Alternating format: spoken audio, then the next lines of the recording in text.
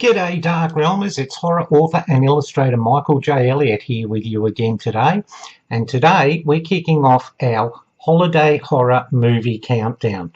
Hey, if this is your first trip to the Diaries, welcome. Thank you so much for joining us. And if you want to keep up with the best in horror, in books and movies, creepypasta and trivia, then hit that subscribe button and you'll always be up to date. Okay, Darkrealmers, our first entry into this week's countdown is a little Aussie independent horror flick called Red Christmas, and we're going to be looking at it right now. Yeah.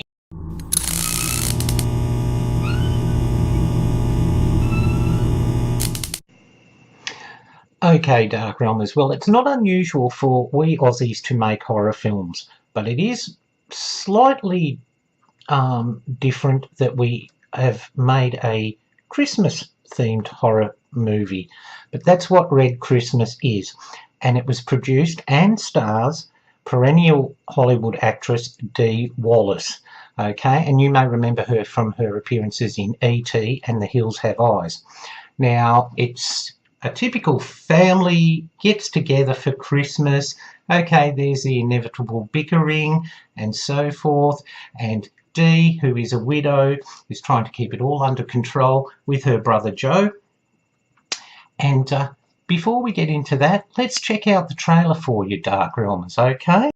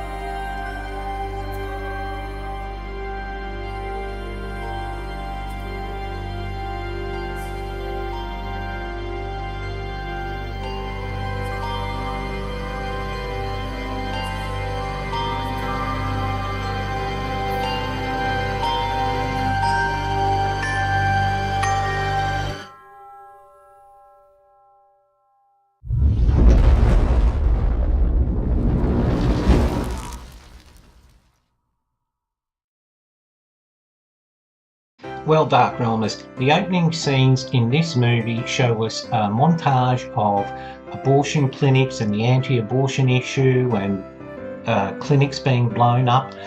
And then we cut to the family Christmas. And that montage at the beginning will explain itself as the movie goes on.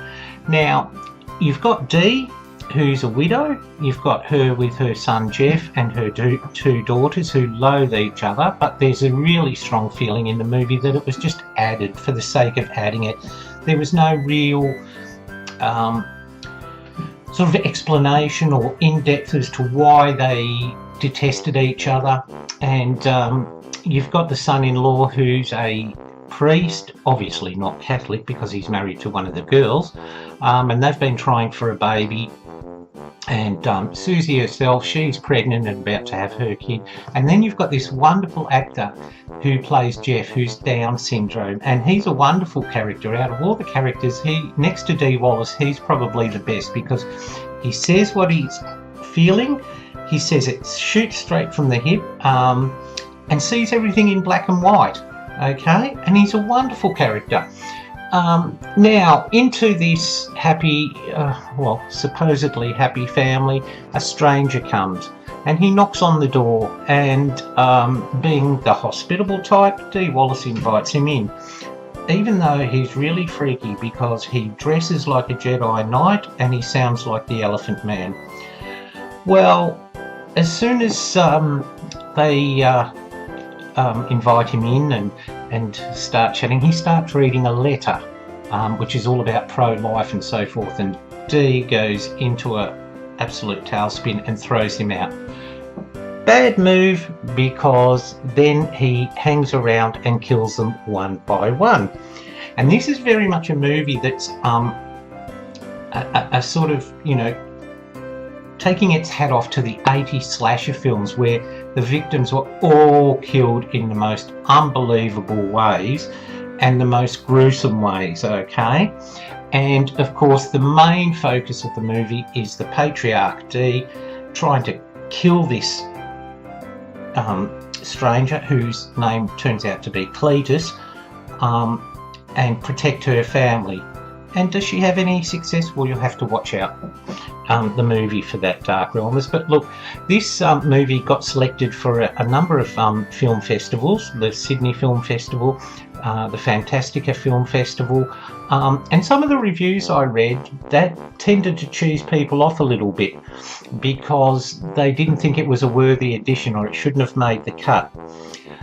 But there is a sense that the director and the writer weren't being 100% serious here. There's some comedy elements in that, or I hope they're comedy elements. Otherwise, we Australians have just finished apologising for Paul Hogan. We're going to have to apologise all over again for this movie, okay? But look, it's not too taxing on the brain cells. It basically is what it is. A slasher film, you know, stranger danger, home invasion, all that, set at Christmas. And it may be a little bit hard for, you know, European and North American Darkrealmers to get their head around the fact that there's no snow here in summer.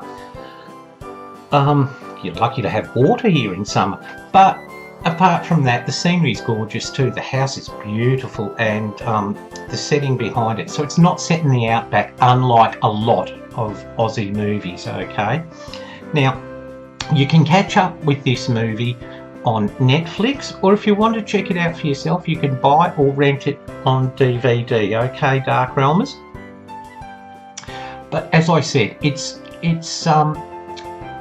nothing spectacular. It's not a huge leap of anything different into the genre, but it's just a fun movie to watch, okay? So that's my review of Red Christmas. Now, if you've happened to have seen this movie, let me know what you thought of it, okay?